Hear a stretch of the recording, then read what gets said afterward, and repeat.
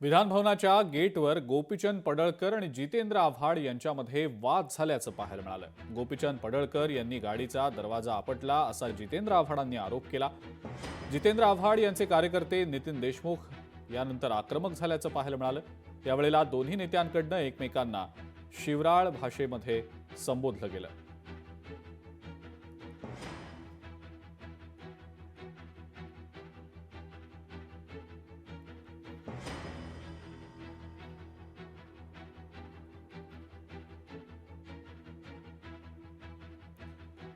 गोपीचंद पडळकर आणि जितेंद्र आव्हाड या दोन्ही नेत्यांमध्ये चांगलाच वाद झाल्याचं पाहायला मिळालेलं होतं आणि एकमेकांना उद्देशून शिवराळ भाषेचा वापर देखील झाल्याचं पाहायला मिळालं।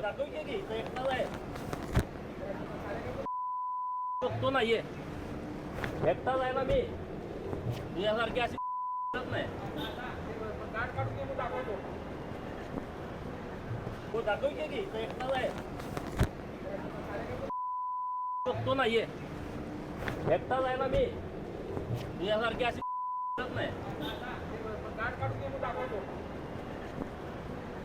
तो दाखवते की तो एकटा आहे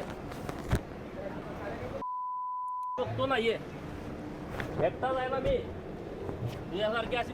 व्हिडिओमध्ये आपण पाहतोय कशा प्रकारे गोपीचंद पडळकर आणि आव्हाडांचे कार्यकर्ते होते त्यांच्यामध्ये हा सगळा संवाद झाला। अत्यंत आक्रमकपणे हा संवाद झाल्याचं पाहायला मिळालं। शिवराळ भाषेचा वापर देखील यावेळेला झाल्याचं दिसलं।